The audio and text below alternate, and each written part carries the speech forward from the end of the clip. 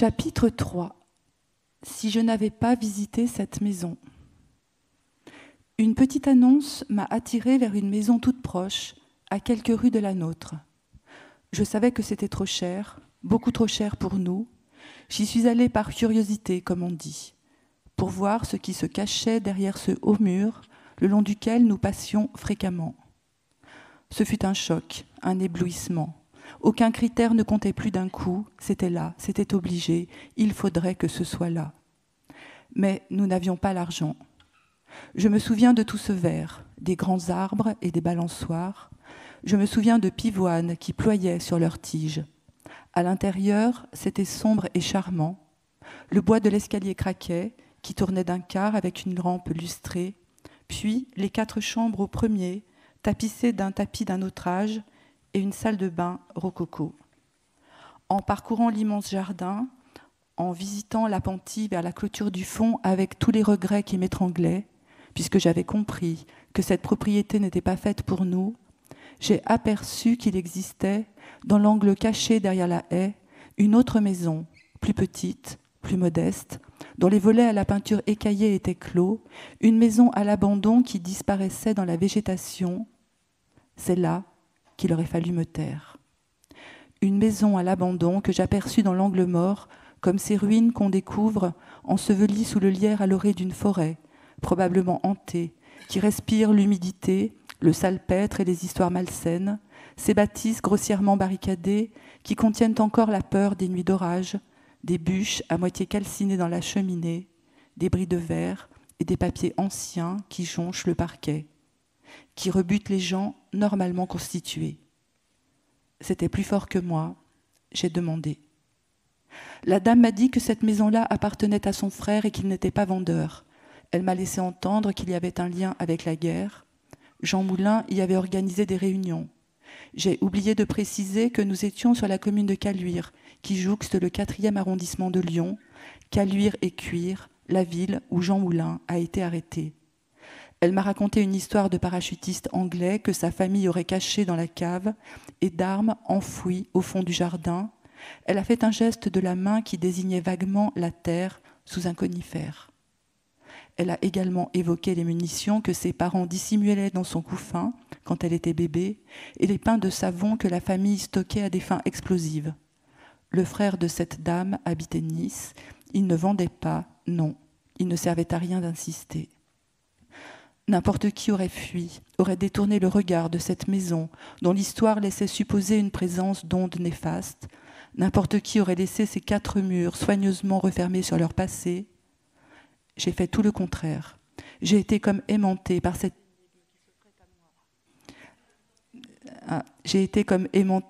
énigme qui s'offrait à moi. J'ai été happée par cette double mission impossible, acheter la maison et retrouver les armes cachées, comme si cette aventure allait faire de moi une résistante. C'était inespéré et je n'ai pas flairé l'engrenage qui allait faire basculer notre existence.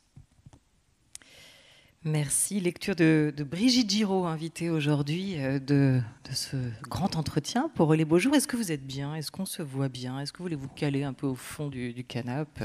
Ça y est, là, je suis bien, je suis mieux. Je vais prendre des notes, hein, vous savez, pendant cette heure, vous allez parler, puis je vais prendre des notes. Je me sens dans la position du psychanalyste. Et je vais découvrir des choses totalement...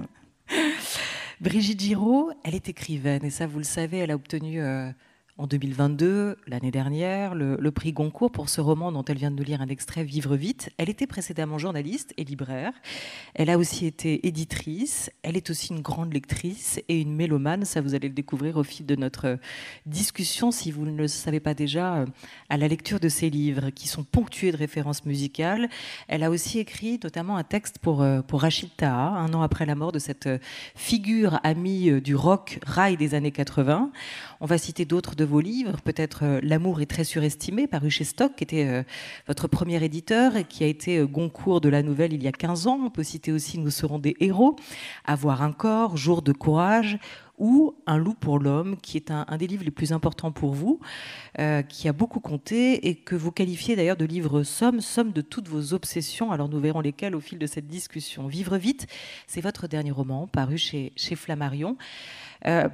il prend un peu la suite d'À présent, qui est paru 20 ans auparavant et qui était une autre variation autour de la mort de Claude. Claude, c'était votre compagnon, le père de votre fils, décédé il y a 20 ans après un accident de moto.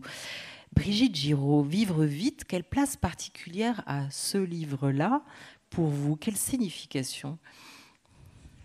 Alors c'est un livre que j'écris 20 ans, plus de 20 ans après l'accident, et pour autant j'avais publié en 2001 en effet un petit récit qui s'appelle À présent, qui était plutôt un livre de la sidération, de la déflagration, que j'avais publié 2 ans après l'accident. Mais pour autant à ce moment-là, je savais très bien que le livre, en fait, je ne l'avais pas écrit, je n'avais pas été capable, je n'avais pas encore ni la ressource, ni aucune possibilité de le faire. Et ça m'a pris 20 ans parce qu'il fallait que je m'autorise à le faire. Ce livre-là, Vivre vite, est une enquête, est une somme d'enquêtes qui essaye de faire émerger tout un tas de vérités, toutes les vérités autour de l'accident. Et si je l'ai reporté pendant une vingtaine d'années, c'est que la vérité m'effrayait. La vérité, la plupart du temps, fait peur. Il s'agit d'une vérité à la fois intime, mais aussi d'une vérité sociologique, une vérité historique, une vérité politique, même au sens large. Et il a fallu tout ce temps pour enquêter autour de cette moto qui était interdite au Japon où elle était fabriquée parce que trop dangereuse là-bas et réservée à l'exportation. Une enquête intime pour savoir, là je viens de vous lire un extrait qui parle de cette maison que j'ai absolument voulu acheter et qui est au cœur de ce qui a pu provoquer l'accident. Donc là c'est quelque chose de plus intime, et puis c'est un livre qui parle de l'époque et qui parle de tout un tas de choses et qui essaye de mettre du sens peut-être là où il n'y en a pas et qui essaye de comprendre l'incompréhensible en fait. À présent, commencer par ce soir, Claude est mort, je l'aimais. Et à présent, se terminer aussi par qu'est-ce qu'il a foutu? Mais qu'est-ce qu'il a foutu? Il a accéléré et après. Vous étiez déjà dans une tentative de compréhension aussi quand même dans À présent, hein, de comprendre ce qui avait bien pu arriver. Est-ce que Vivre vite, c'est l'ébauche peut-être, ou c'est la tentative de réponse à toutes ces questions-là, ou est-ce que vous l'avez imaginé autrement? En fait, l'accident est un accident qui n'a pas de cause réelle. Je me retrouve avec un rapport de police qui pose bien plus de questions qu'il n'apporte de réponses. Et comme vous le savez, quand le cerveau ne comprend pas quelque chose, il n'en finit pas de galoper pour essayer d'explorer le réel, pour voir ce qui a pu se passer, d'où les enquêtes successives et superposées que je vais mener. Et d'autre part, avant l'accident, c'est-à-dire les jours, les semaines et les mois qui avaient précédé l'accident, il s'était passé d'étranges coïncidences. Il y avait tout un tas de signes extrêmement visibles après coup, hein, évidemment pas avant, hélas. Il y avait des hasards tout à fait troublants. Et c'est pour cela que j'ai commencé à construire ce livre en émettant des hypothèses, en me disant mais si je n'avais pas changé la date de mon aller-retour à Paris, si mon frère n'avait pas eu besoin d'un garage pile pendant les 5 jours où il était absent, si ma mère n'avait pas appelé mon frère, si le Japon, si l'ingénieur japonais, si. Et ça crée un livre qui questionne le destin en fait. Et vous l'écrivez aussi dans l'ouverture de Vivre vite. Je reviens sur la litanie des si qui m'a obsédée pendant toutes ces années et qui a fait de mon existence une réalité au conditionnel passé. Alors Vivre vite, c'est justement l'attention portée au moindre détail. C'est un exercice de précision que vous exercez et que vous travaillez aussi sur votre mémoire pour reconstituer les jours, pour reconstituer les heures, pour constituer les pensées, mais aussi les émotions qui ont précédé la mort de Claude, l'accident de votre mari qui lui a coûté la vie en 1999. Ça a été une bataille aussi contre vous-même avec votre mémoire pour réussir à reconstituer tout ça. C'est presque une enquête intime aussi, hein, sur ce que vous aviez vécu l'un et l'autre, fait l'un et l'autre, mais surtout pensé et ressenti dans tous ces instants-là. Ben oui, alors il n'y a pas eu tellement de batailles en lien avec la mémoire et ce qu'on peut appeler le souvenir. J'ai pas l'impression que c'est un livre. Non, parce que on sait très bien. Enfin, en tout cas, moi, il me semble que ce qui est important dans notre existence et notamment ce qui est important dans le lien aux autres et dans le lien à la personne qui est qui est en fait l'homme de ma vie. On sait très bien les moments charnières, les moments clés, les moments fondateurs, les moments indissociables, indissociés, je ne sais pas comment dire, et indélébiles surtout. Donc ils sont là de façon éternelle. L'écriture permet de les reconvoquer et ce n'est pas une façon de faire surgir des moments qui auraient été oubliés. Je n'ai pas cette impression-là. Par contre, ce qui était nécessaire dans l'écriture et l'objet du livre, c'est vraiment de savoir si, j'ai prononcé le mot destin, si c'était écrit, c'est-à-dire ce mot qui en arabe est le mektoub, ou alors le fatum, est-ce que c'était écrit ? Alors quand on écrit, évidemment, c'est doublement intéressant. Ou alors, est-ce que c'est le fait du hasard ? Le mot accident, l'étymologie, ça veut dire ce qui tombe par hasard. Là, c'est l'histoire d'un homme qui tombe. Donc, tomber et chuter, c'est pas la même chose. J'essaye de regarder comment on finit par tomber, comment 20 années d'existence, ou 30, ou 40, 41, puisqu'il est mort à 41 ans, peuvent conduire à la chute ou à cette chute-là, et comment la vie entière, le destin d'une personne, en l'occurrence née en Algérie, en l'occurrence qui a vécu l'exil, en l'occurrence qui a vécu tout un tas de la violence de la guerre, etc. Qu'est-ce qui fait qu'à un moment, la chute a lieu ? Et est-ce que c'est une chute qui était programmée ou qui était différée ? Qu'est-ce que c'est que de chuter ? Et Dieu sait que dans nos existences, on passe notre temps à chuter et à se relever. Mais là, je parle d'une chute pour laquelle il n'y a pas de retour possible. Et puis il y a cet autre mot qui est à l'inverse du destin, qui est le hasard, qui vient aussi de l'arabe. Le hasard, c'est le jeu de dés en arabe. Et puis entre ces deux terme essentiel, il y a une troisième notion qui est fondamentale, qui est le déterminisme. De quoi sommes-nous l'objet ? Le déterminisme social, le déterminisme politique, géographique, l'époque. Et c'est un livre qui va explorer tout cela. C'est pour ça que je dis que l'intime ne m'intéresse que quand il est relié au collectif. Qui va exprimer tout cela sans pour autant y apporter complètement des réponses. Évidemment, entre cette part de hasard, cette part de destin, cette part peut-être de déterminisme dans nos vies, mais c'est ce que vous questionnez. Ce que je trouve intéressant, c'est qu'en fait, on ne sait pas si tout cela a été écrit, mais vous l'écrivez, ou en tout cas, vous le réécrivez. Et c'est la force de l'écrivain, c'est en tout cas les possibles que l'écriture ou la littérature vous ouvre. Tout bêtement, vous êtes aussi romancière, Brigitte Giraud, vous n'avez pas eu envie de changer la fin dans ce livre ? Alors le livre, c'est finalement 23 petits chapitres qui s'emboîtent les uns dans les autres ou les uns à la suite des autres. C'est-à-dire que si cette scène n'a pas lieu, la scène suivante ne peut pas avoir lieu. C'est une mécanique, comme une mécanique de moteur, de moto ou de voiture, justement. Et ces 23 petites pièces de puzzle, si une seule des pièces ne s'emboîte pas, l'accident ne peut pas avoir lieu. Donc c'est une façon d'écrire qui est presque oulipienne, j'allais dire, sans que j'en ai eu conscience.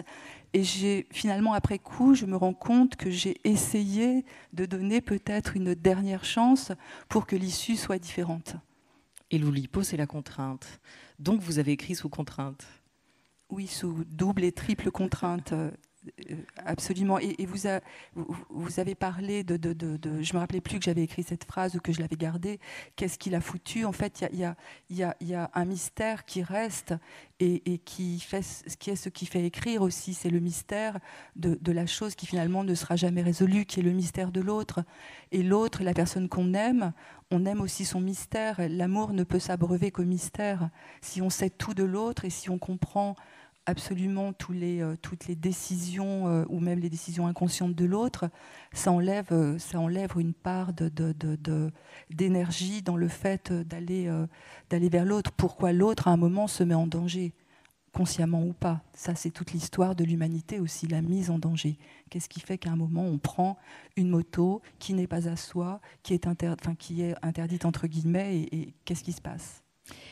Vite, vous diriez, Brigitte Giraud, que c'est un livre sur quoi ? C'est pas un livre sur la mort, c'est un livre quand même sur la vie, celle que vous aimez et celle à laquelle vous n'avez pas renoncé, diriez-vous, celle aussi peut-être d'un amour que vous ne souhaitez pas, en tout cas même 20 ans après, raconter au passé. Ouais, c'est un livre, c'est un livre d'amour. Je ne l'avais pas vu venir, mais je me rends compte que j'ai écrit un livre d'amour. Euh, C'est difficile de répondre à cette question.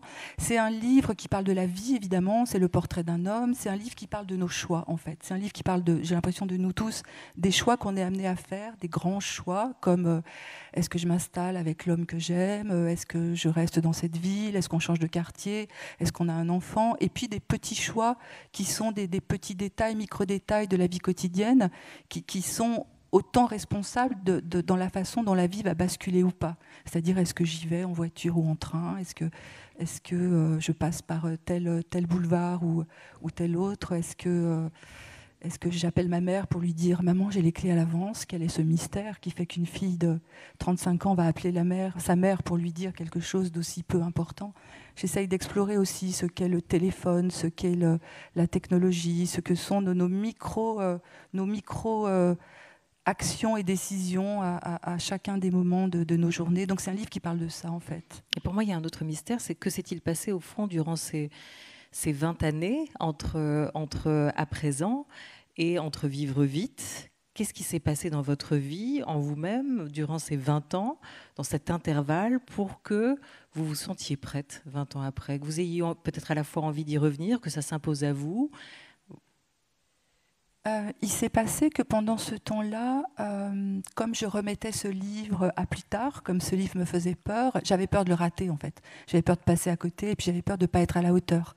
Pas être à la hauteur de cet homme, pas être à la hauteur de l'histoire d'amour, pas être à la hauteur de l'événement. Il fallait. Donc je reportais. Mais pendant ce temps, j'écrivais d'autres livres. Et donc il s'est passé que je me suis concentrée sur d'autres livres que j'ai publiés, dans lesquels j'ai mis toute la nécessité pour être dans le désir de les écrire. Et j'ai l'impression que chacun des autres livres m'a comme permis de monter successivement les marches pour arriver à ce livre-là. Parce que ces autres livres, même si ça ne se voit pas, si ce n'est pas dit clairement, ils mettent en scène des obsessions qui sont quand même des obsessions liées à l'amour, à l'exil, à l'absence, au chagrin, à la grande joie de la rencontre avec l'autre. Enfin, ce sont des livres qui reviennent qui remettent sur l'établi toujours les mêmes obsessions. Mais je crois qu'on est nombreux à écrire de la sorte. Est-ce qu'il y avait d'autres pages en fait à tourner, peut-être d'abord, avant de pouvoir tourner celle-ci définitivement? En fait, est-ce que vous y reviendrez à ce motif-là, à la mort de Claude, que vous avez déjà traité, en tout cas raconté dans 2 livres, ou est-ce que Vivre vite ferme peut-être ce projet-là? Alors ça, je ne peux pas y répondre parce que j'ai l'impression que la page n'est jamais tournée, en fait. C'est quelque chose qui est intégré à soi. Le deuil est une métamorphose qui fait que pour survivre, vous êtes obligé de vous transformer en intégrant absolument ce qui est arrivé. Donc c'est là de façon indélébile, ça bouge, ça prend des proportions et des visages parfois surprenants, mais de toute façon c'est là et c'est indissociable. Après, y revenir de façon aussi explicite dans un autre livre, je ne pense pas. Je pense que le livre est fait, mais comme je suis devenue quelqu'un de différent depuis une vingtaine d'années, forcément, ce que j'écrirai par la suite, si j'écris un nouveau livre, sera forcément nourri de la personne que je suis devenue. C'est absolument, j'allais dire fatal, absolument essentiel.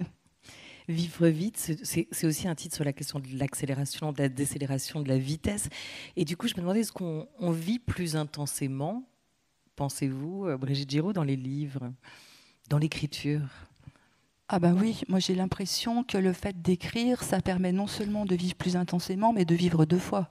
Et c'est le seul endroit ou le seul moment que j'ai trouvé pour que ça s'arrête et pour ne plus être uniquement dans l'action, mais être aussi dans une forme d'expérience où il est possible de regarder, en prenant un peu de la hauteur, de regarder les liens de cause à effet, de regarder les liens en fait. Écrire, c'est faire émerger des liens entre telle situation et telle autre situation, entre tel et tel type d'état, entre telle et telle personne. Ça, c'est vraiment l'endroit où émergent tous les liens. Et tout à coup, ça vous saute à la figure. Moi, je n'avais pas imaginé que dans ce livre, il y aurait par exemple les figures de Paco Rabanne. Je n'avais pas imaginé qu'il y aurait Stephen King, et qu'il y aurait la reine Astrid, qu'il y aurait Tadao Baba, qu'il y a même Eli Kaku qui déboule, ce qui est totalement surprenant, surtout vis-à-vis de moi-même.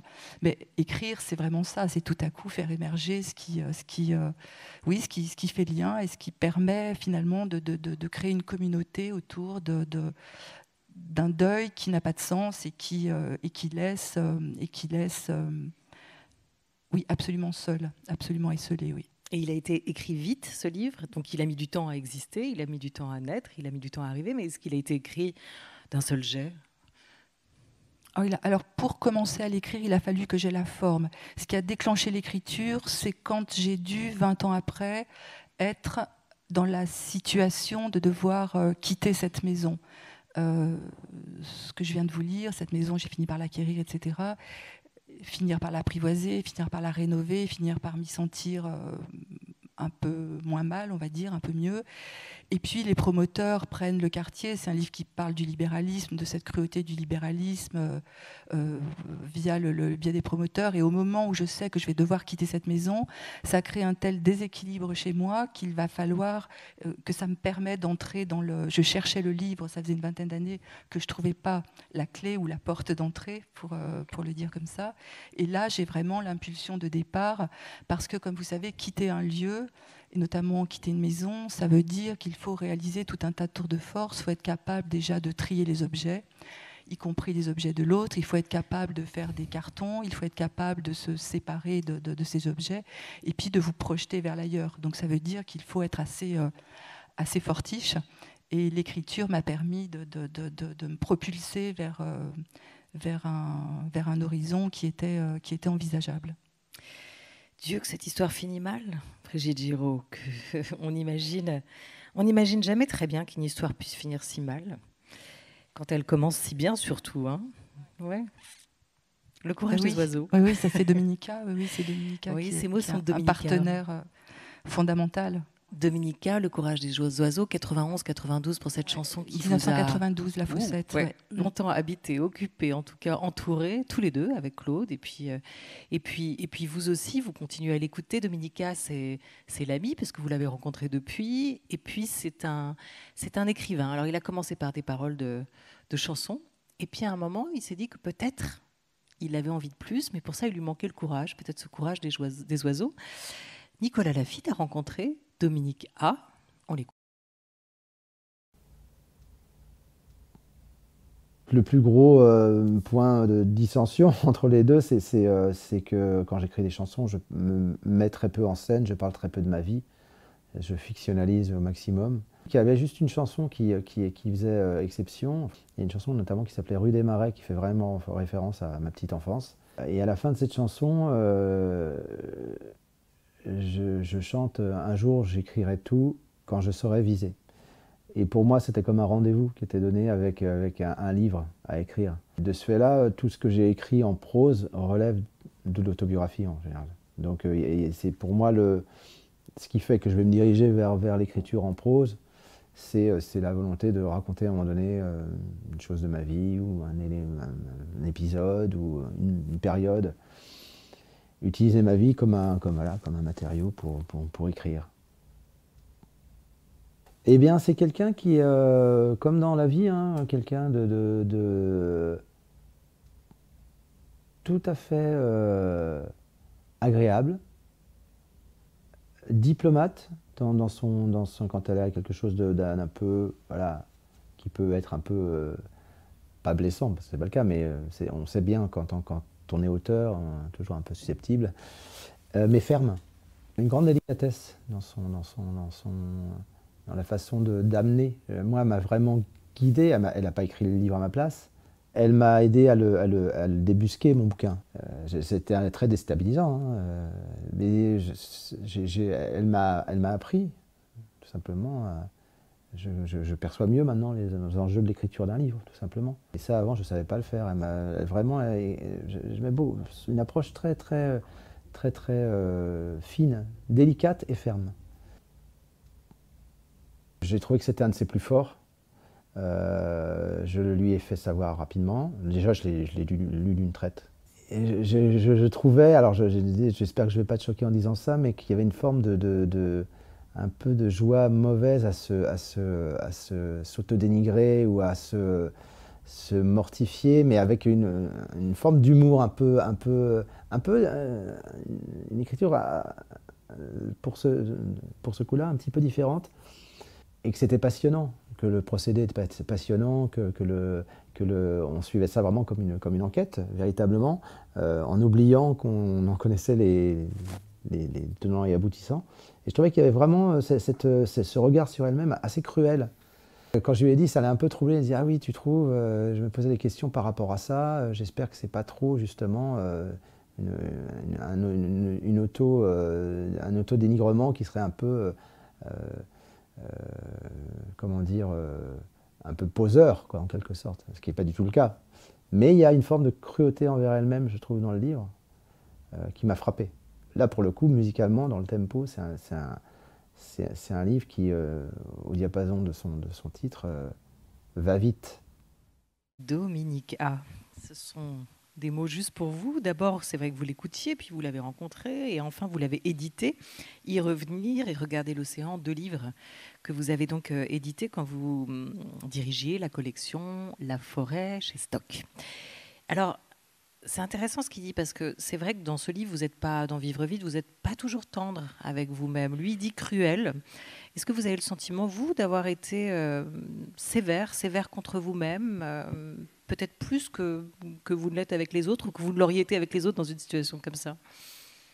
Comme je le disais, il s'agit d'un livre qui fait émerger des vérités. Je savais que dans les vérités autour desquelles il allait falloir que je tourne, qu'il allait falloir approcher, il y avait certaines vérités qui me concernaient. Cette maison, l'acquisition de cette maison au premier chef, cette maison qui n'était pas à vendre et pour laquelle je fais des doubles saltos périarrière pour réussir à l'acquérir, c'est déjà aller contre le destin. Tous les signaux étaient au rouge et ils essayent de tordre, voilà ce qu'on appelle tordre le destin. Donc j'essaye de regarder dans l'écriture pourquoi, comment, qu'est-ce que c'est que cet acharnement quand on désire un lieu, à quoi tient le désir. Donc forcément, si l'écriture n'est pas en lien directement avec la vérité, moi ça m'intéresse pas. Si c'est pour se raconter une histoire un peu douce, et puis il y a d'autres entrées qui sont aussi assez cruelles, mais par moments on est pathétique, par moments on est minable, par moments on n'est pas à la hauteur.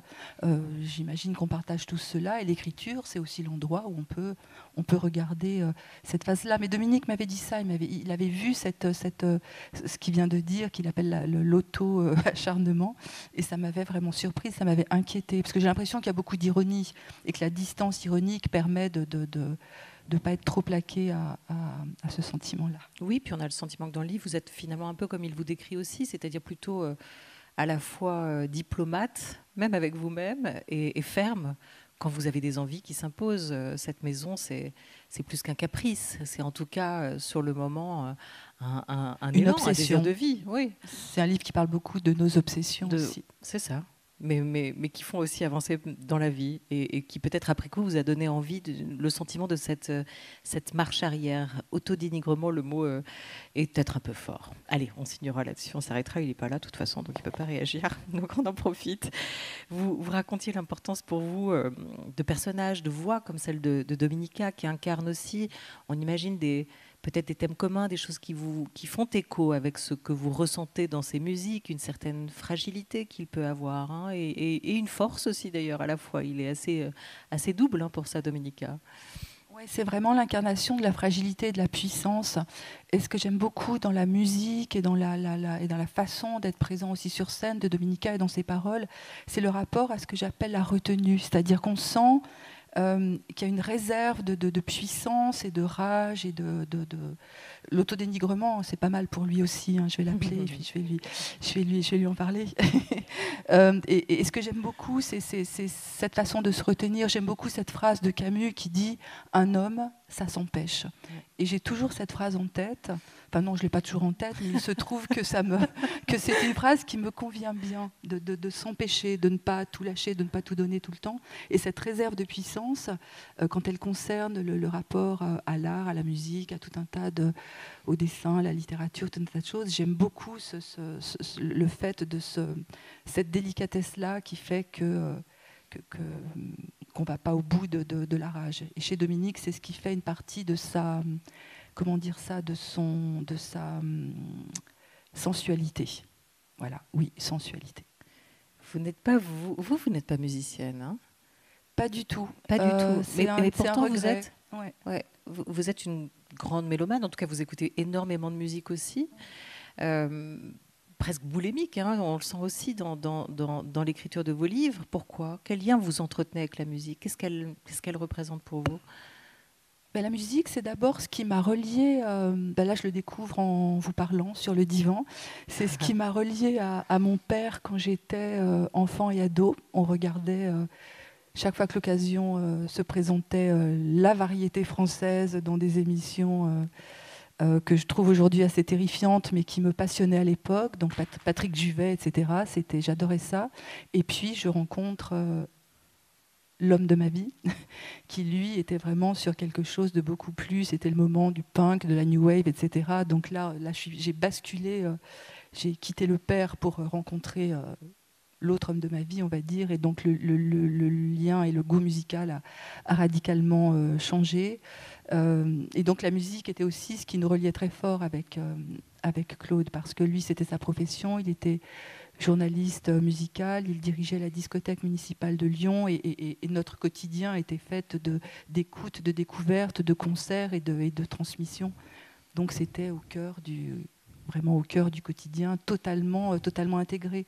Ce qui fait que dans Vivre vite, il y a quasiment toutes les scènes du quotidien, que ce soit des repas, que ce soit des voyages, que ce soit des décisions, il y a presque toujours un lien à une chanson. Une fois c'est Iggy Pop, une fois c'est The Clash, une fois c'est Pete Gervais, une fois c'est Tindersticks, une fois c'est Dominica. C'est parce que c'est le flux naturel de l'existence.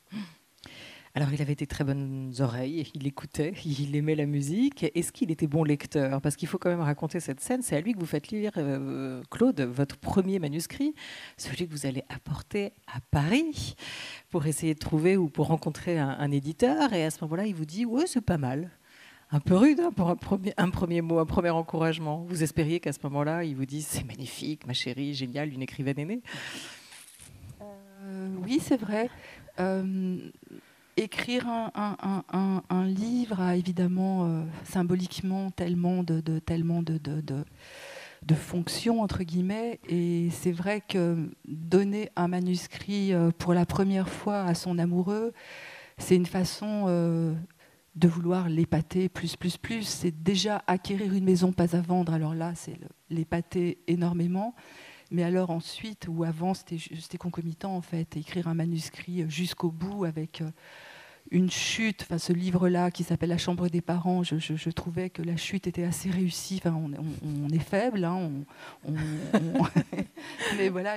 Et en fait, j'imaginais qu'il allait tout à coup se mettre à m'aimer tellement plus. Et en fait, c'est pas du tout ce qui s'est produit, puisqu'il m'a dit, mais écoute, moi, je suis pas éditeur, je peux pas te dire. Voilà, et ça s'est à peu près arrêté là.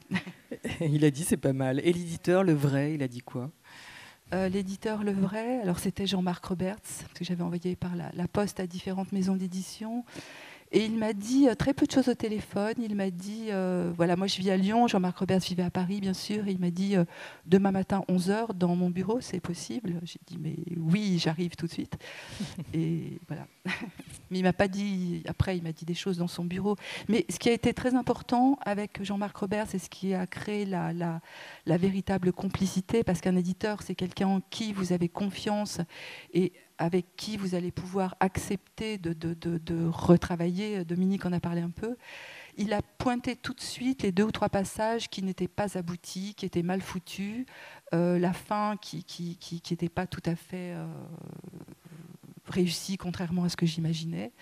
Et là, quand quelqu'un met le doigt directement sur ce que vous savez pertinemment ce qui n'est pas abouti, là où vous êtes passé vite parce que vous n'en pouviez plus, parce que écrire un livre d'un bout à l'autre, et le premier manuscrit, c'est compliqué parce que vous n'avez pas ce regard extérieur qui va être un regard d'exigence. Donc tout est parti de sa façon de pouvoir pointer ce qui n'allait pas. Alors, il est mort il y a 10 ans. Pile 10 ans, oui. Pile 10 ans, l'année de publication de Avoir un corps, Jean-Marc Robert. C'est lui qui, chez Stock, va vous proposer de créer votre propre collection avec votre propre sensibilité.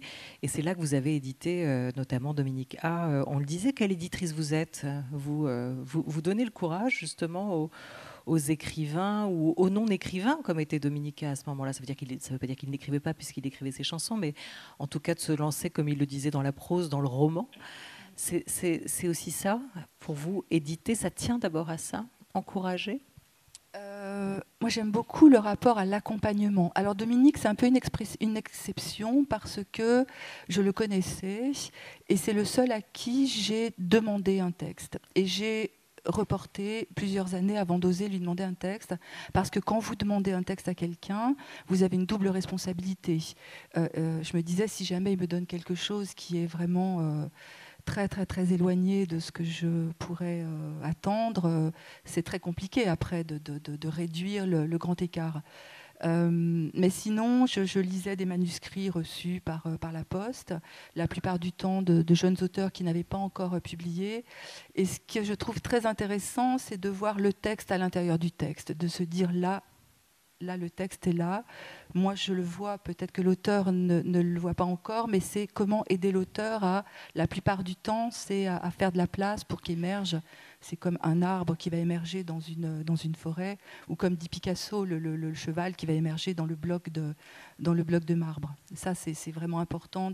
Mais comme l'a dit Dominique, c'est ne jamais rien faire, évidemment, à la place de l'auteur, mais c'est juste lui faire comprendre là où il peut aller un peu plus loin, s'empêcher, retirer, ne pas se répéter. C'est l'accompagnement humain est vraiment quelque chose que j'ai vraiment aimé faire. Est-ce qu'on édite bien que ceux qu'on admire ?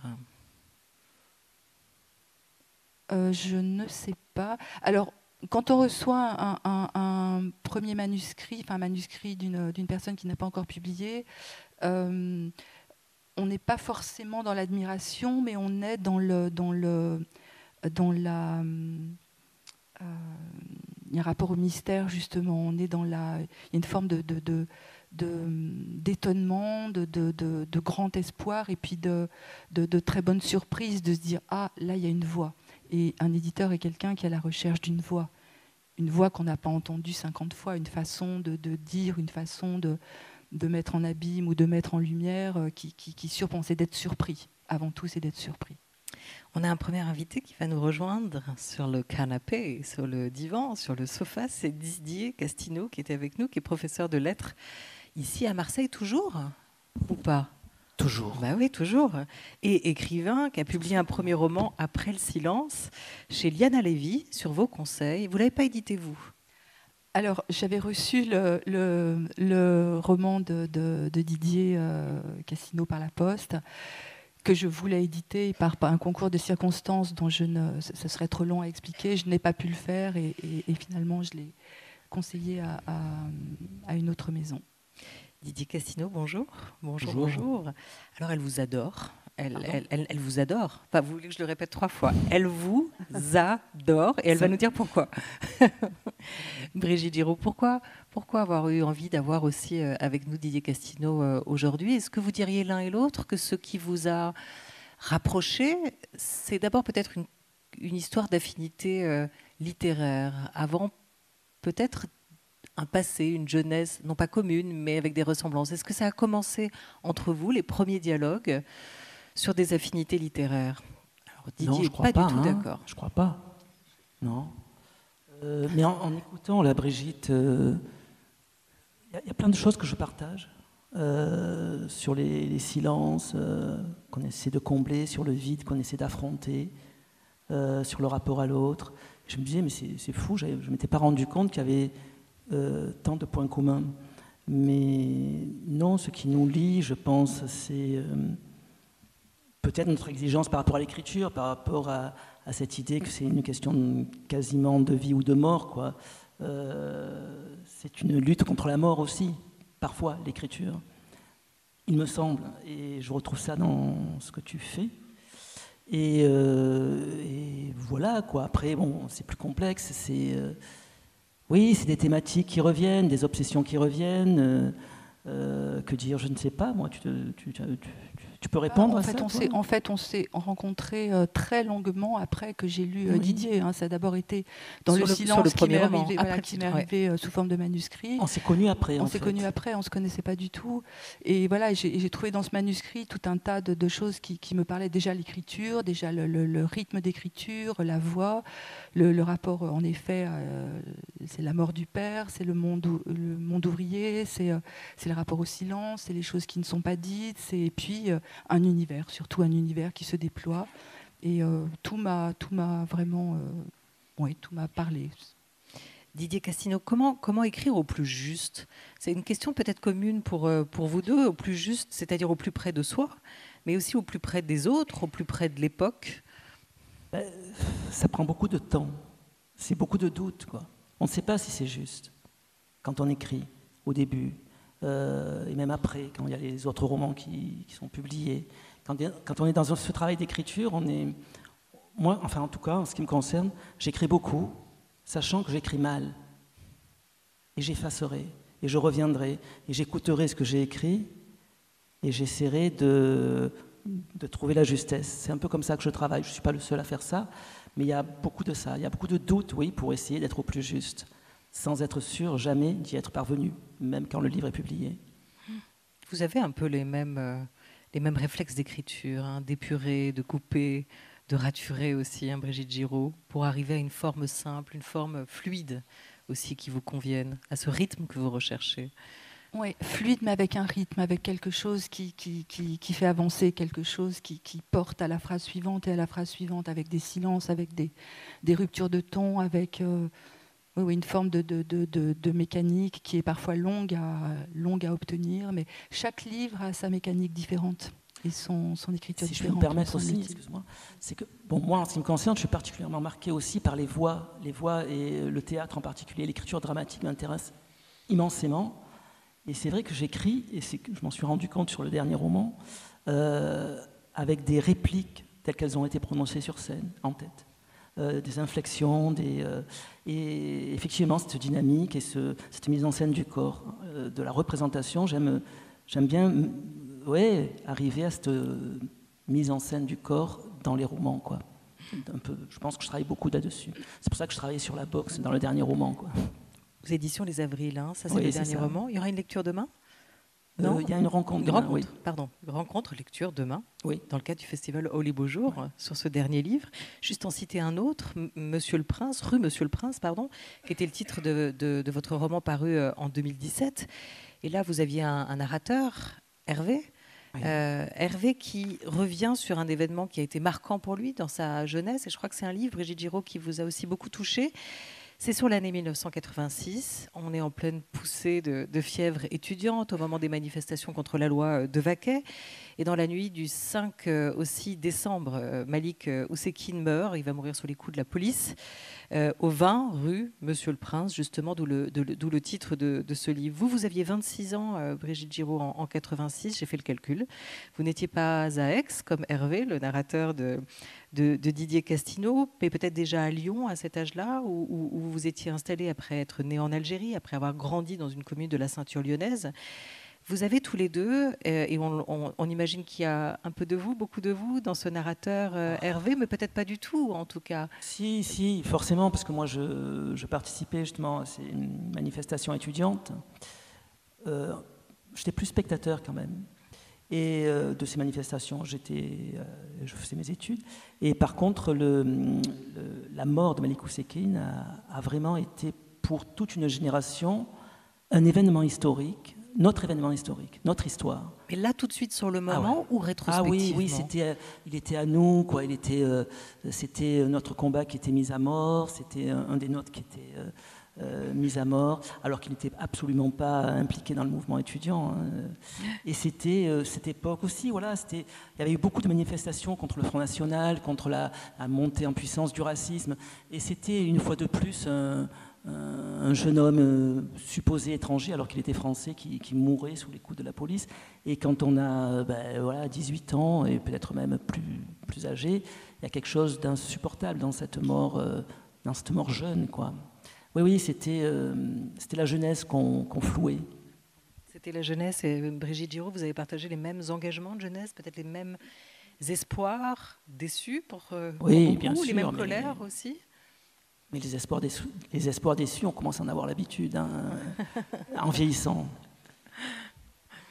C'est vrai que là, 1986, c'était Pasqua qui était ministre de l'Intérieur. C'était la première fois qu'il y avait des élus Front National. 35 élus qui rentraient au Palais Bourbon. Voilà, au Palais Bourbon. Donc c'était quand même pas rien. C'était une époque où il y avait une bascule. On sentait que la bascule était à l'œuvre. Et puis, moi, j'avais vécu juste avant, enfin quelques années plus tôt, 1983, la marche des beurs, emmenée par... entre autres, carte de séjour Hirachita. Donc, il y avait le pays était quand même... il y avait eu cette France... vous vous en souvenez aussi bien que nous. C'est le verbe aussi. Hein. Il y avait un verbe violent, qui était devenu violent de la part des politiques. C'était le bruit et l'odeur, déjà? C'était après. Ça, c'était après, oui. Mais voilà, on découvrait des mots. Moi, je n'avais jamais entendu le mot charter, par exemple. Et donc, effectivement, on entendait charter. Et dans Rue Monsieur le Prince, je disais que ça faisait écho à des mots comme charter, karcher. Donc, c'est ça aussi, l'écrivain. C'est celui qui cherche aussi à faire des passerelles aussi entre différentes époques. Et c'est vrai que moi, j'ai eu un souvenir d'un verbe violent et méprisant, écrasant de mépris. Et vis-à-vis de la jeunesse. Et sur ce dernier livre, sur la question du corps, que vous partagez vous aussi, Brigitte Giraud, avec ce livre Avoir un corps, qu'on évoquera, hein, qui est importante, comment on raconte ça comme écrivain? C'est particulier parce que l'écriture est un geste qui part du corps, forcément, qui part de la main, où on engage aussi son corps. C'est pas qu'une démarche intellectuelle ou émotionnelle, c'est vraiment un geste physique aussi, l'écriture. Ce que vous dites me fait penser à Marie-Hélène Lafont qui dit qu'écrire, c'est avoir un corps quelque part aussi, c'est écrire avec le corps. Elle dit qu'elle écrit à l'établi. Bref. Mais par rapport à ce dernier roman sur Boxer comme Gratien, donc qui évoque un boxeur que j'ai pu rencontrer. Comme vous pouvez l'imaginer, je n'ai jamais fait de boxe. Enfin, comme vous pouvez l'imaginer, il faut que tu précises que c'est Gratien Tonat qui est le boxeur mythique. Non, mais par rapport à la boxe, effectivement. Et moi, l'imaginaire que j'ai dans ma tête, c'est tout de suite le corps du boxeur, le corps qui est spectacle, c'est la pommette éclatée, c'est la lèvre fendue, c'est un corps qui parle par lui-même, c'est quand le corps trahit ce que la parole ne peut plus dire. Et ça m'a intéressé tout de suite. Et après, il y a eu cette rencontre de cet homme qui est ici à Marseille une légende, Gratien Tonat, une légende pour ses titres, mais surtout pour ses affaires, on va dire. Il incarne... C'est une photographie de Marseille à lui tout seul, d'une certaine époque. Voilà. C'est un homme qui est illettré, c'est un homme qui arrive à Marseille à 18 ans et qui va connaître l'argent, la flambe, et qui va tout perdre, et qui va tout donner et tout perdre. Qui va arriver d'où? Pardon? Il arrive d'où? Il arrive de Tunisie. Pardon. C'est un Maltais qui arrive de Tunisie, donc voilà.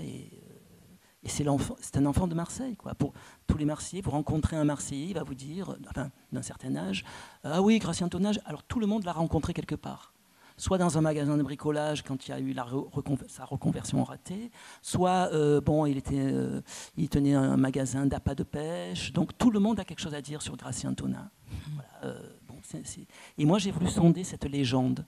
Vous voyez, Legenda, ce qui doit être lu.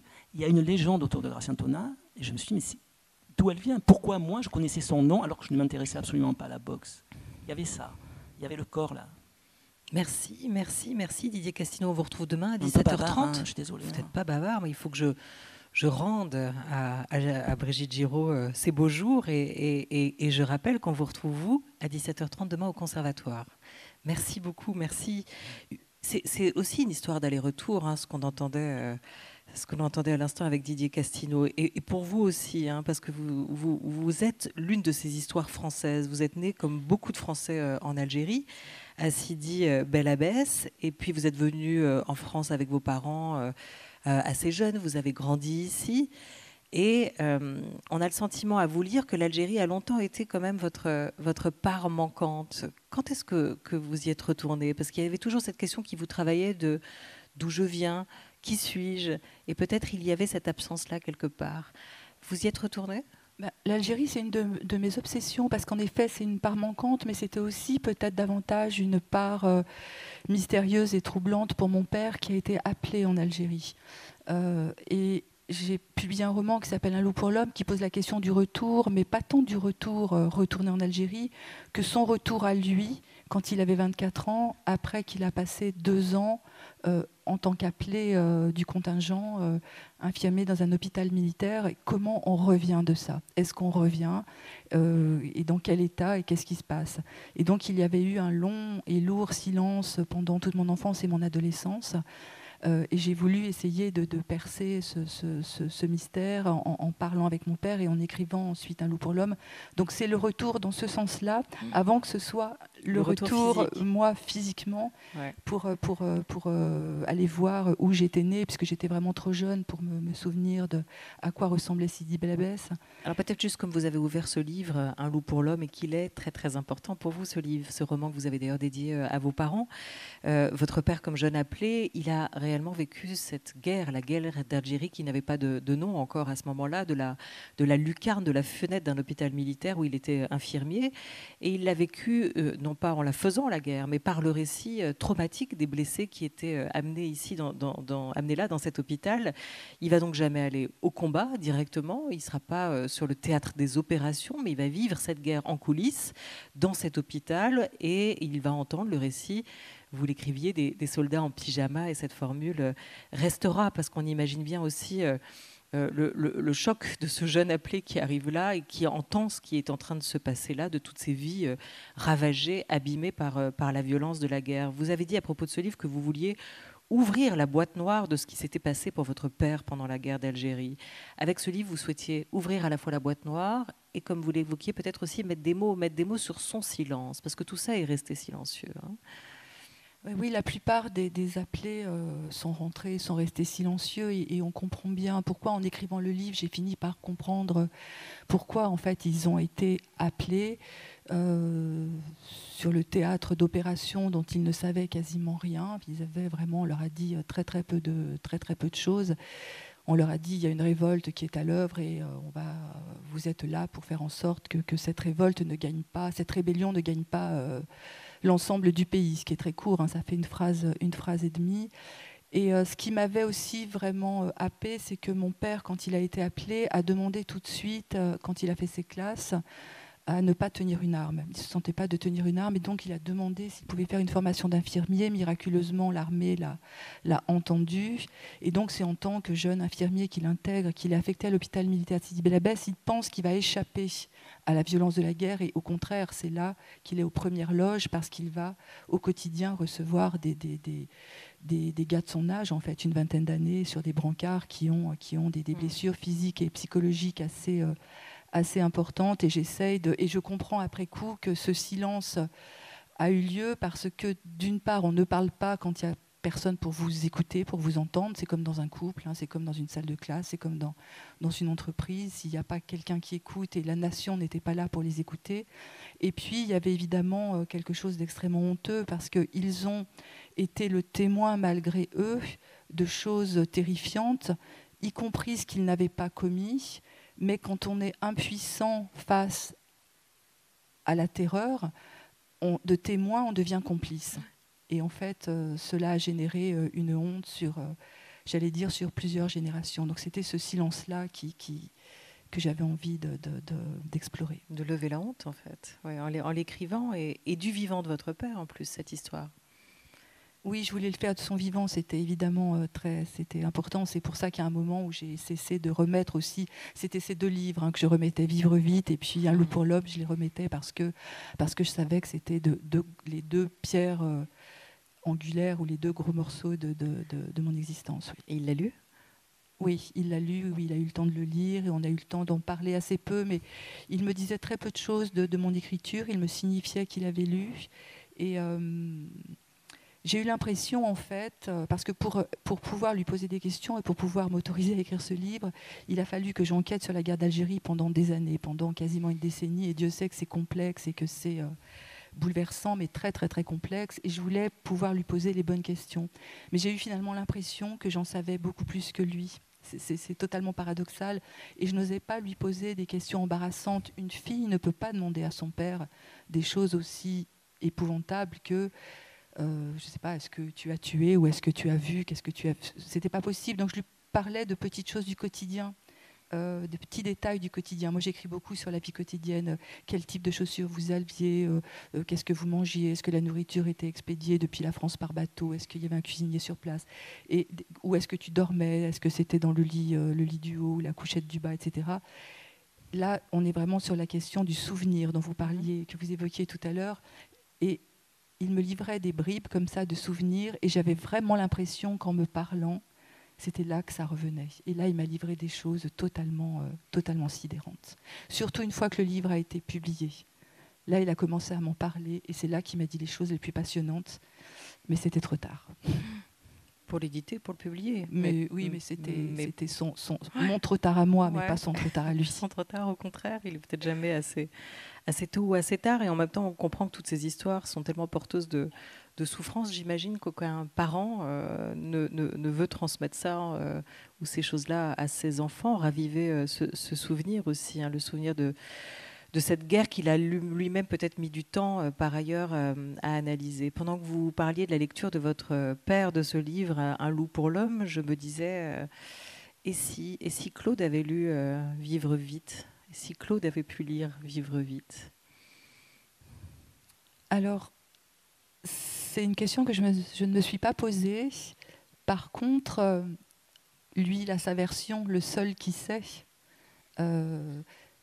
En tout cas, pour ce qui concerne la dernière journée, ce qui était compliqué pour moi, c'est notamment la dernière journée, puisqu'il y a bien un chapitre où il faut que j'arrive à la dernière journée, à la journée où ça arrive, le 22 juin 1999. Et je reportais le livre aussi longtemps parce que je ne pouvais pas m'autoriser à entrer dans ce que j'appelle aussi la boîte noire de cette dernière journée. C'était en mon absence, j'étais à Paris, j'avais peur qu'entrer dans cette boîte noire-là soit inconvenant. Donc je ne me permettais pas. Et puis il y a eu un moment où j'ai eu le besoin de le faire. Mais c'est pas tant... c'est plutôt le seul qui sait n'est pas là pour dire ce qu'il sait. Donc la vérité, elle est sans doute à un endroit qui ne sera jamais dévoilé. Et donc ce récit, qui est peut-être le seul que vous n'avez pas soulevé aussi dans ce livre, récit, roman qu'est Vivre vite. On parlait de cette rencontre avec l'Algérie à travers l'histoire de votre père, ce que ça a pu être aussi pour vous, Brigitte Giraud. Et puis il y a eu la rencontre physique, il y a eu les retrouvailles avec ce pays, avec cette terre, avec le parfum qu'il doit y avoir aussi là-bas, les couleurs. Et il y a une image qui, pour vous, raconte totalement ces retrouvailles.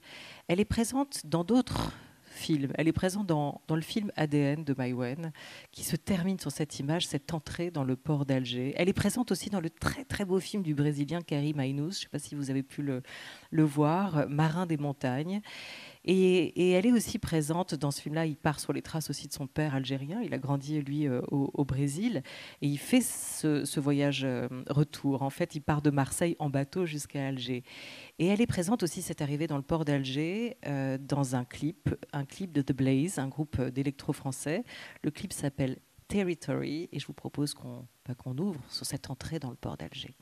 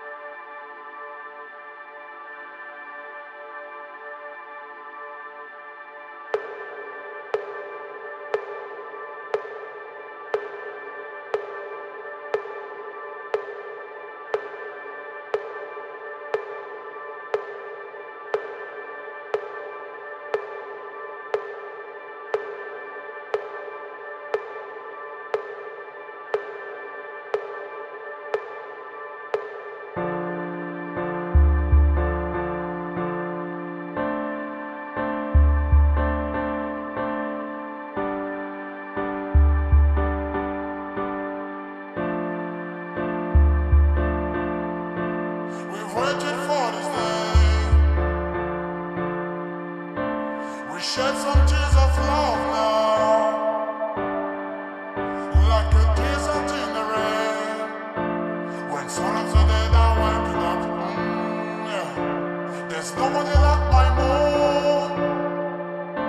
There's no place like my home since I was born.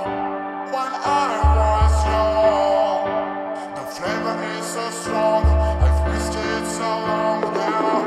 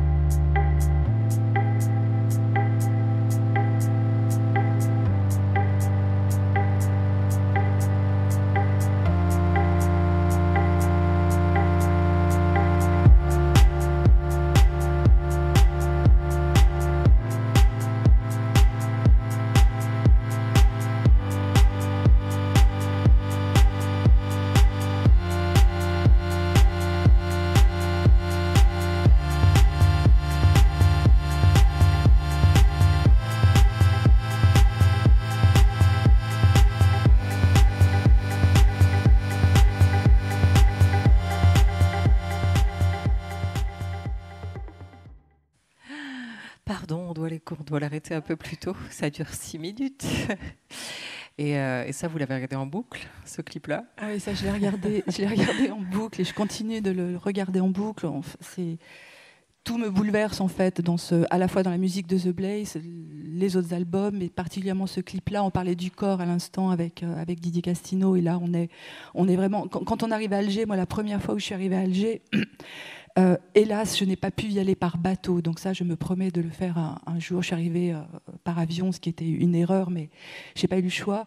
Ce qui est tout de suite frappant, c'est la présence de ces jeunes gens dehors. Parce qu'il n'y a pas de travail, parce qu'ils n'ont pas de travail entre 15 et 35 ans, ils sont dehors, debout, comme ça. Il y a quelque chose une façon d'être habité qui est assez sidérante. Il y a un rapport à la violence, une violence contenue, un rapport à la frustration, un rapport le rapport au temps, quelque chose qui est là, qui est assez effrayant et tout à fait fascinant. Donc ça représente vraiment Alger telle qu'elle est de façon contemporaine. Et voilà, le clip parle par lui-même en fait, il n'y a même pas besoin de commenter quoi que ce soit. Mais cette musique électro qui est faite par deux Français en lien avec cette histoire-là aussi, et c'est très beau musicalement parlant aussi, tout simplement. Mais vous, quand vous arrivez là-bas pour la première fois, vous trouvez quoi? Il n'y a pas de famille qui vous attend? Non, il n'y a sur le rien, port? mais j'y vais avec mon fils pour essayer de trouver l'endroit où était né son père. Parce que Claude venait d'Algérie. Donc le lien à l'Algérie, c'est aussi cette histoire-là. Donc c'est aussi mener une enquête pour essayer de trouver dans une ville une adresse qu'on n'a pas, qu'on va essayer de débusquer avec des indications, tout en sachant qu'en arrivant, les noms qui étaient français, évidemment à l'époque, sont des noms qui sont aujourd'hui des noms de rues et de places qui sont des noms arabes. Donc ça veut dire qu'il y a tout un jeu de pistes qui est brouillé et qui est d'autant plus intense et fascinant.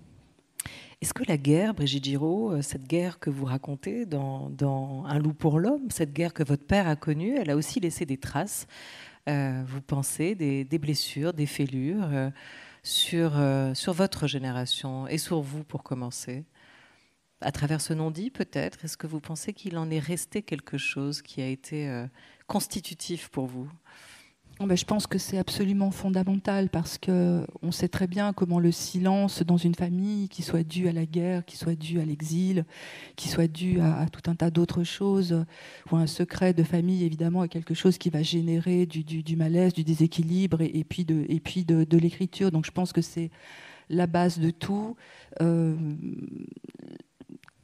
Quand j'ai parlé avec mon père, il m'a dit quelque chose que je ne m'attendais pas en fait. Quand je lui demandais comment l'hôpital militaire fonctionnait, je lui dis mais comment ça marchait un hôpital militaire? Il m'a dit en bas, tu vois, il y avait un grand dortoir avec les blessés qui avaient des blessures physiques, des brûlures, des tympans éclatés, des plaies, des fractures. Puis il m'a dit, puis à l'étage, il y avait ce qu'on appelait les psychiatriques. Et là, je me suis rendu compte que c'est là que ça commence vraiment. La guerre d'Algérie, c'est avant le soin post-traumatique. Donc ça veut dire que les psychiatriques, on ne savait pas trop ce que c'était. Et mon père me raconte à ce moment-là une scène très simple. Il me dit, un jour, on amène un garçon sur un brancard qui avait mon âge. C'est lui qui était de Perm.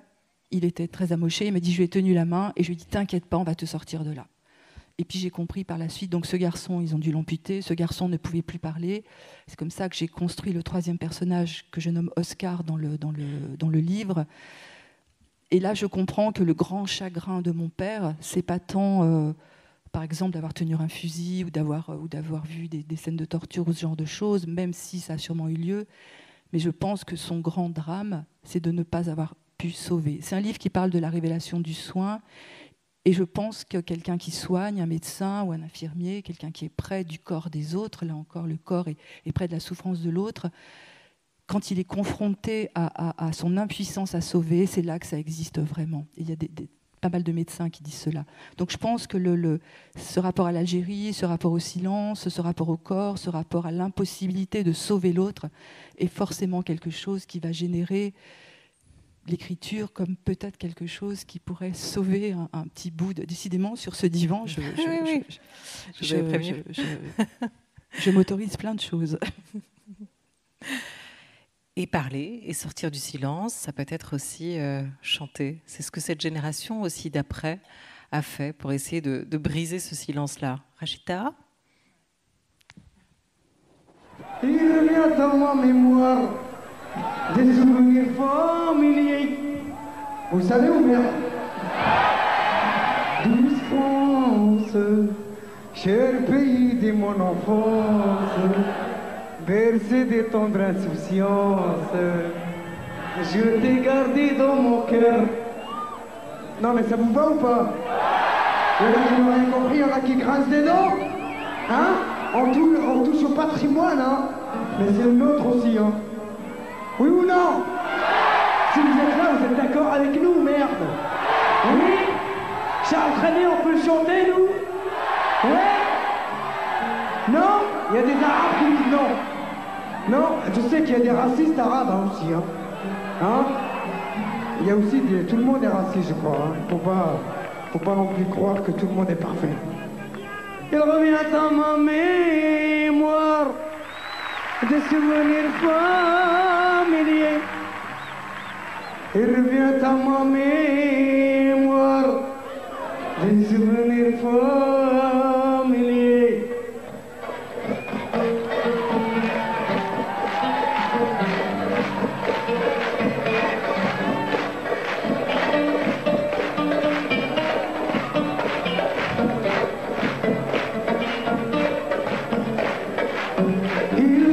À ma mémoire des souvenirs familiers. Je revois ma blouse noire lorsque j'étais écolier. Sur le chemin de l'école, je chantais à pleine voix des romances sans paroles, vieilles chansons d'autrefois. Allez, tout le monde là, hein? Vous la connaissez pas celle-là, hein? Non, hein?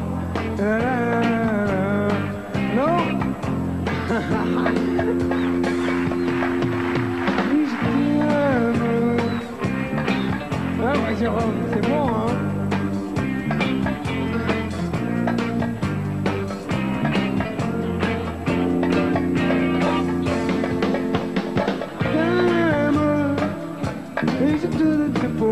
Jérôme. Regarde. Alors, vous savez la danse chantée ou pas?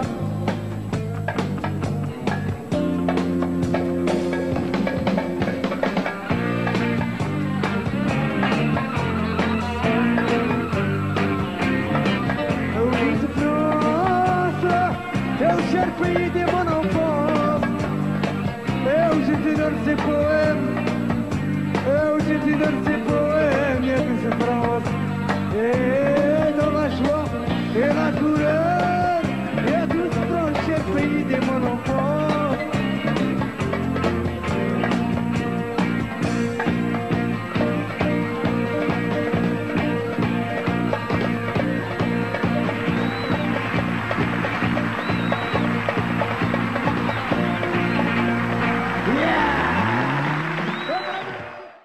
arrête, soit on commence à chanter tous ensemble et on reprend le refrain. Vous le connaissez par cœur en plus, j'imagine. Alors, juste Rachita, assez rapidement, parce que c'est quand même une histoire, c'est déjà une histoire quand même très particulière. Vous vous êtes connus On habitait dans la même tôt. banlieue, en fait. Ouais, oui. c'est ça. Et oui, vous avez grandi au même endroit. Et ce qui est intéressant, c'est que vous êtes à peu près de la même génération. Donc il est mort il y a 10 ans. Lui était plus vieux il est un que petit moi. peu plus vieux. mais Il avait voilà, 59 ans. Mais voilà. 10 ans. Qu'est-ce que Ouais. je raconte? Il y a Ouais, 5 ans. Presque peu importe. Ouais, mais pardon, je me suis embrouillée. c'était la À même. 59 ans. Et alors, il raconte pour lui, pour vous aussi, à travers ses chansons, cette France que vous avez traversée, hein, cette France de carte de séjour. Et il le dit bien d'ailleurs, me revient par milliers des souvenirs, par milliers ou des souvenirs familiers aussi. Toute cette France qui était quand même très particulière au croisement, à la jonction entre cette après-guerre d'Algérie et aussi l'avant-manif, les avant-marches des beurs, hein, notamment. En fait, oui, on a grandi, mais très peu dans la même banlieue, parce que lui, il est arrivé en France, il avait 10 ans.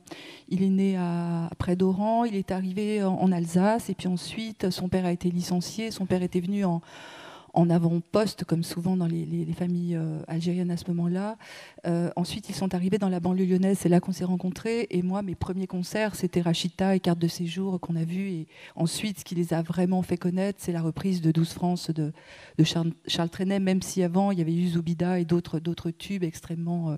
Après, il y a eu Rock in the Casbah, mais je crois que vous connaissez tous par cœur, parce que ça a vraiment été des tubes internationaux.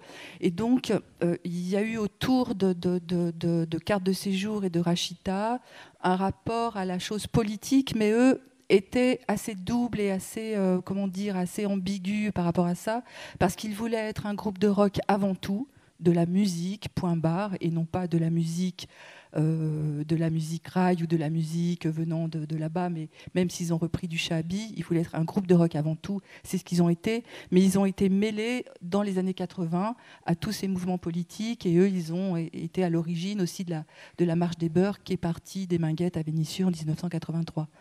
Donc tout cela s'est agrégé et a donné une force surpuissante à leur musique et au mouvement. Et Brûlure, justement, hein, vous avez écrit, vous, ce texte, lecture musicale, un an après la mort de Rachita, le leader de Carte de séjour, pour lui rendre hommage. Et vous racontiez qu'il était arrivé en Alsace, je crois qu'il a vécu même à Sainte-Marie-aux-Mines, oui. Là où a grandi Rodolphe Burger, Oui. et ils se sont bien connus tous les deux, le musicien Rodolphe Burger, qui lui rendra d'ailleurs aussi hommage. Au mois d'octobre, dans son festival. C'est dans la vallée, si on a le droit de faire des ponts entre les beaux jours, et c'est dans la vallée, mais je crois qu'on a tous les droits ici, entre Marseille et l'Alsace, à travers vous et à travers Rachita. On dit toujours, Brigitte Giraud, qu'il faut que jeunesse se passe, mais pas avec vous en fait, c'est ça qui est étonnant, cet âge-là de la vie, la jeunesse, ce territoire littéraire aussi, hein, vous ne l'abandonnez jamais, vous ne l'abandonnez pas. 2 jours de courage, à Nous serons des héros. Il y a toujours, à un moment, cette envie de revenir à cet âge-là de la vie. Pourquoi ? Peut-être parce que c'est la figure de l'adolescence qui est quelque chose qui est le premier vrai choc, la première vraie expérience à la fois vitale, mais aussi une expérience d'arrachement. J'ai envie de dire que l'adolescence est comme le premier deuil aussi. C'est la première fois où il est nécessaire de s'arracher à ce qui existait avant, qui s'appelle l'enfance, qu'elle fût heureuse ou pas heureuse, d'ailleurs, peu importe, mais il faut accepter la première métamorphose, la première transformation. Et ce lien à l'adolescence est présent dans quasiment tous mes livres, parce qu'il y a ce double mouvement, cette peur de l'avenir, ce désir et cette grande peur de l'avenir, et puis cette obligation à renoncer, on croit que c'est une obligation à renoncer à ce qu'on était avant. Et forcément, ça crée tout un tas de déséquilibres, et c'est absolument passionnant d'un point de vue littéraire, d'un point de vue musical. C'est là où toutes les audaces commencent à avoir lieu. Et puis c'est un rapport au corps qui est encore là, ce dont on a parlé, mais ce dont on ne parlera jamais assez, parce que c'est le moment où tout se met en scène. Là, on les a vus sur scène, ils sont sortis de l'adolescence. Moi, je faisais à la fois de la danse et de la gymnastique de compétition, et ça me fait rire parce que le guitariste rythmique, Mohamed Amini, je l'ai connu d'abord à la gymnastique, dans son fuseau blanc, en train de faire des trucs de dingue à la barre fixe. J'étais secrètement un petit peu, j'avais un petit béguin pour lui, mais à l'époque, on ne se regardait pas parce que Ça se faisait pas. On a parlé corps, on a parlé jeunesse, on va faire entrer Nine Antico, si elle le veut bien, sur ce plateau canapé, qui est illustratrice, réalisatrice, autrice, et qui est venue avec, j'allais dire dans sa malle, mais c'est n'importe quoi, dans son carton à dessin, avec quelques dessins pour nous, et qu'on va pouvoir peut-être aussi raconter ensemble. Brigitte Giraud, il faut faire le torticolis comme ça pour réussir à les voir. Nine Antico, bonjour d'abord. Bonjour. Il y a dans tous les dessins de Nine qu'on va pouvoir regarder, et on va clôturer sur cette très belle séquence. Il y a de la jeunesse, il y a des corps, et puis il y a de la question de la féminité aussi, hein, qui peut vous rassembler l'une et l'autre. Vous voulez Brigitte Giraud, si on s'arrête sur un ou deux dessins, je ne sais pas si vous les avez choisis ou si c'est Nine qui les a choisis pour vous. C'est Nine ? Moi. Alors racontez-nous, Nine, pourquoi celui-là, pourquoi pas un autre ? En fait, j'ai fait une sélection. Alors plutôt que de pages de bande dessinée, j'ai préféré choisir des illustrations parce que je trouvais que c'était plus parlant. Et finalement, je continue à faire ces dessins, oui, aussi avec cette thématique de l'adolescence. Je pense que ce que j'aime particulièrement, qui se scelle là-dedans, c'est la cruauté vraiment de l'adolescence, en toute innocence, où je pense qu'on ne sait pas à quel point c'est cruel, comment on essaye de raisonner par rapport aux autres. Mais c'est les premières armes qu'on aiguise et cette conscience de son corps qu'on a et qu'on n'a pas, c'est-à-dire qu'on a plein de certitudes et en même temps ce corps on le découvre et il se transforme et on répercute en tant que femme particulièrement les regards, on existe à travers ces regards ou on n'existe pas, ou on se sent humilié, on se sent... Donc il y a Brigitte Giraud, je l'ai rencontrée pour la première fois en dessinant sur son texte avec les garçons. Avec une musique de Fabio Viscolosi. Et je pense que la rencontre première, c'est vrai que c'est la thématique du corps, la conscience de ce que c'est qu'un corps de jeune femme et du besoin du regard des autres. Et la question du regard des autres, et on le voyait bien dans le dessin qui était juste avant, on peut faire marche arrière ou ça ne marche pas ? On va chez Ingrid, quand ses parents sont absents, son chien pue de la gueule et ça suffit à nous faire rire des heures durant. Et on voit vraiment l'idée aussi du groupe à cette époque-là, de la bande, du clan, du regard des autres et la manière dont on peut à la fois se porter. Ce regard peut aussi parfois vous faire tomber, hein, vous faire basculer. J'aime beaucoup. En fait, ça fait partie d'un fanzine qui s'appelle Cheer. C'est sur les cheerleaders, donc les pom-pom girls. Et c'est un univers graphique qui me plaît beaucoup parce que justement les voltiges, ces jeunes filles qui deviennent supportrices d'une équipe d'hommes et qui font des cascades pas possibles. Et pour moi, ça représente une métaphore de qu'est-ce qu'on est prête à faire pour les garçons. Et j'avais été subjuguée d'apprendre aux États-Unis qu'en fait, elles écrivent leur routine, ça s'appelle. Chaque équipe a ses textes et c'est aussi important que leur chorégraphie. Et donc, deux jeunes filles que j'avais rencontrées m'avaient fait part de leur routine. Et j'avais trouvé que c'était tel des poèmes un peu suicidaires et que ça représentait exactement à la fois la magie et la catastrophe de ce qui nous arrive en tant que femmes d'avoir d'exister pour et par les garçons. Enfin, moi, à un certain moment de ma vie, j'ai quand même... C'est un petit miracle que je sois là, en ayant fait d'autres choses dans la vie que d'attendre d'être validée par un regard amoureux. J'ai réussi à me concentrer sur la lecture et l'écriture, je ne sais comment. Mais les livres me permettent d'avoir analysé, et ça a été ma première obsession que j'ai voulu... essayer d'en rire plutôt que d'en pleurer aussi, de me dire mais c'est quoi cette dépendance que j'ai eue, et du coup en m'analysant moi d'essayer de comprendre plus largement pourquoi on est construite ainsi, particulièrement nous les femmes. On l'a toutes eue, mais peut-être pas toutes écrites dessus. Brigitte Giraud, vous n'avez pas directement écrit sur la vous adolescente, ou peut-être c'est moi qui ai loupé un livre, hein, dites-moi. Parce qu'avoir avoir un corps, on est sur la question du corps. Il y a 5 chapitres, ouais. Et sur ces 5 chapitres, il y en a un qui est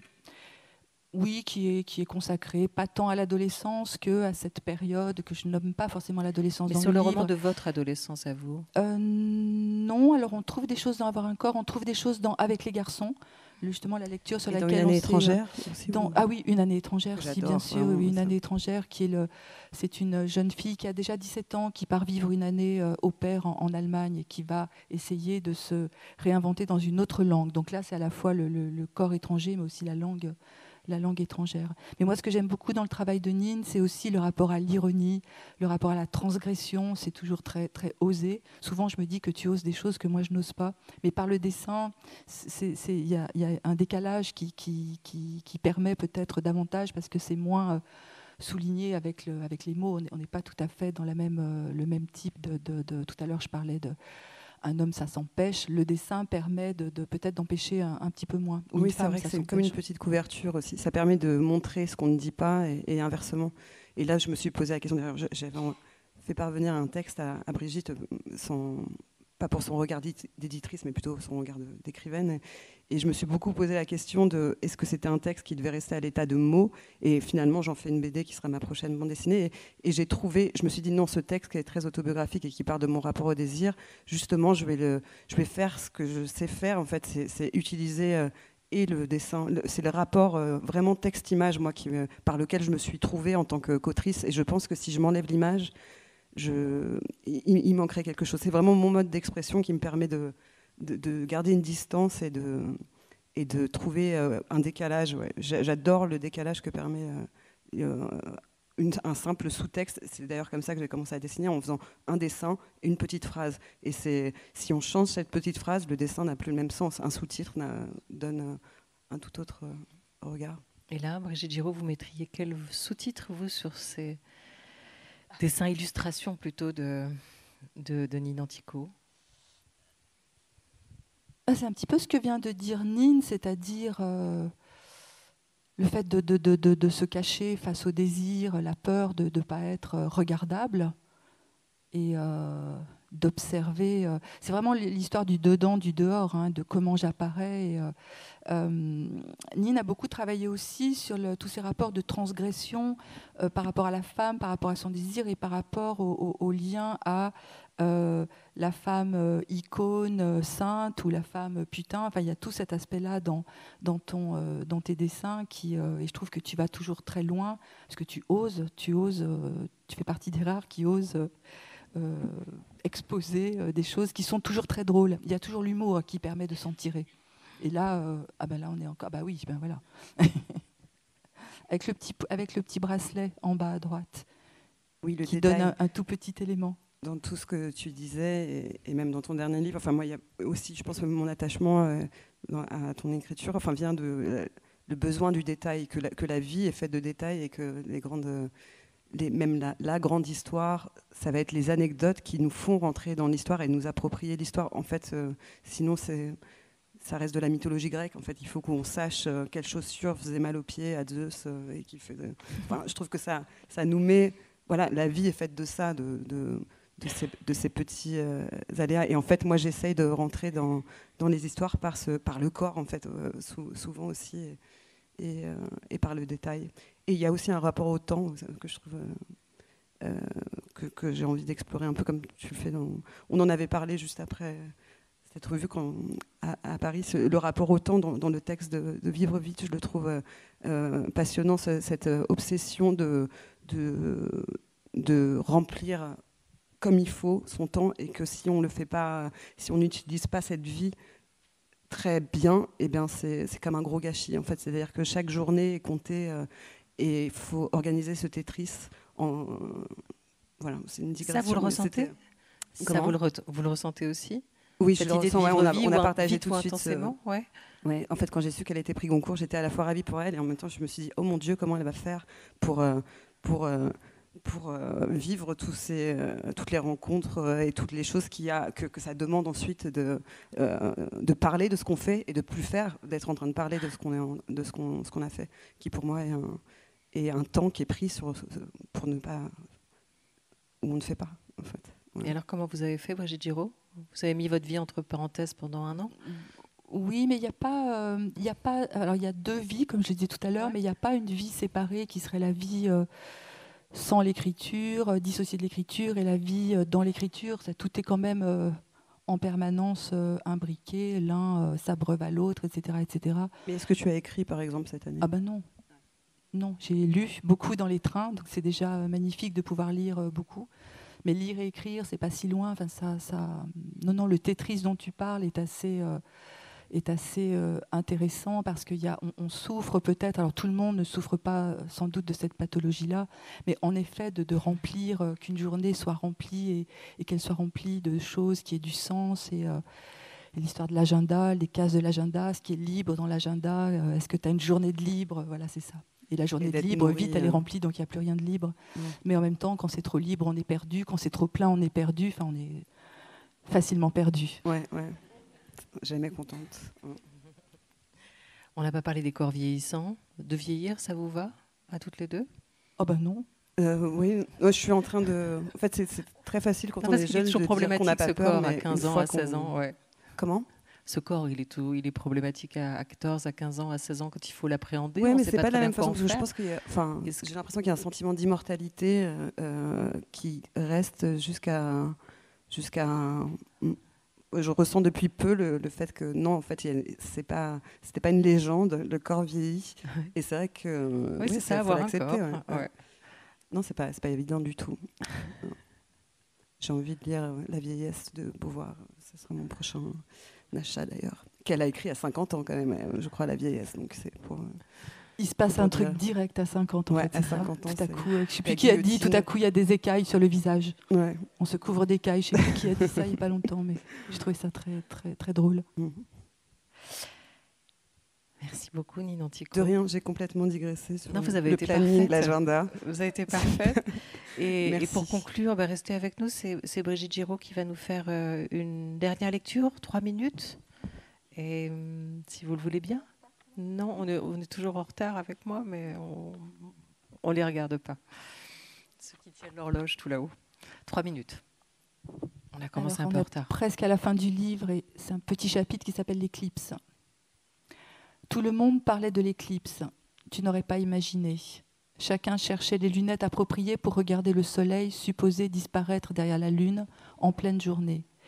Il n'était question que des lunettes qu'on pouvait trouver dans les bureaux de tabac, à Monoprix, sur les stands du marché, les lunettes homologuées et les autres, des contrefaçons qu'il fallait éviter sous peine de se brûler la rétine. L'éclipse occupait ce dernier été du siècle. C'était une dernière fois l'été, une première fois l'été sans toi. Paco Rabanne annonçait la fin du monde avec le crash de la station Mir sur Paris, et je lui étais reconnaissante d'apporter enfin une nouvelle qui me concernait. Je voulais le croire, je voulais lui donner raison, nous serions tous enfin engloutis, tous égaux, mais je ne pouvais confier à personne cette mauvaise pensée. Le 11 août, je n'avais rien de prévu, pas plus que le 10 ou le 12, la semaine désespérément vide, justement. J'entrais dans cette longue plage de temps, comme si j'avançais dans un vaste terrain vague. Je m'étais levée si tard que le soleil était déjà haut, et l'éclipse était programmée pour 11h22. J'avais besoin de ce chiffre 22 qui revenait. J'ai démarré la voiture après être restée exagérément longtemps sous la douche. J'ai franchi les kilomètres qui me séparaient de la maison de mes parents sans allumer l'autoradio. Je ne pouvais plus écouter de musique. Je comprenais Marguerite Duras, qui disait à quel point la musique pouvait la dévaster, ce que j'avais jusqu'alors pris pour une déclaration un peu poseuse. Autoroute, vacanciers, remorques, bateaux à moteur, couple, enfants, la vie qui coule comme d'un robinet d'eau tiède, la vie des autres. J'avais 36 ans et j'allais chez mes parents pour regarder l'éclipse. J'espérais que Paco Rabanne avait raison. Drôle d'animal ce Paco que j'aimais soudain. Lui aussi avait perdu son père jeune, fusillé par Franco. Je me disais que si Paco Rabanne y était arrivé, mon petit garçon devrait y arriver. Je pensais par association d'idées, ça me traversait n'importe comment. Un père fusillé, et 20 ans plus tard, l'enfant devenu adulte signait un défilé avec ses 12 robes importables, faites de métal, de verre, de cuir, qui révolutionnaient l'esthétique. L'enfant devenu couturier était le premier à faire défiler des filles noires. Il emmerdait le monde, ce Paco, qui commençait à sortir de son corps à l'âge de 7 ans pour faire des voyages astraux dans lesquels il vivait d'autres vies, toutes extravagantes, d'autres vies que celles qu'il avait jetées dans les camps d'Argelès avec sa mère médium et le fantôme de ce père absent. En cet été, tout le monde se moquait de Paco Rabanne. Bien sûr qu'on avait envie de le tourner en ridicule. Un type qui se prétendait basque, descendant des Atlantes, qui annonçait la destruction de Paris et la fin du monde parce qu'il se fiait aux prédictions de Nostradamus. Un type qui affirmait que l'année 1999 serait le moment de la grande explosion. Il y en avait un paquet que cette prophétie n'arrangeait pas du tout, mais alors pas du tout. Alors que moi, ça me libérait. Je priais au volant de ma voiture pour qu'à 11h22, le ciel s'assombrisse, puis soit de plus en plus noir et menaçant, mangé par les ténèbres et bientôt par un brasier qui ferait flamber la terre comme une torche. Mon père a surgi derrière le portail, fébrile, alerté par le bruit de la 106. Il a consulté sa montre et m'a pressé. Pas question de prendre un café ni de se laisser tomber dans un fauteuil. Pas question de se demander comment on va. De toute façon, ça, on n'y arrivait pas. Il m'a tendu les lunettes qu'il avait prévues pour nous trois, distribuées avec son abonnement au Progrès, et nous a obligés à nous tenir debout sur la terrasse, ma mère d'un côté et moi de l'autre. Nous apparaissions comme des personnages peints par Edward Hopper, figés devant le paysage, un peu raides et empruntés, en attendant que le spectacle commence. Je n'avais pas regardé vers l'horizon depuis le jour de l'accident, effrayée par la beauté qui m'était devenue inaccessible. Les voisins se sont installés dans leur potager et ont fait un signe à mes parents. Un vol d'hirondelles a plongé en piqué avant de disparaître. Un chien a aboyé jusqu'à gémir de plus en plus faiblement. Tout est devenu silencieux. Tout était lourd et inquiétant.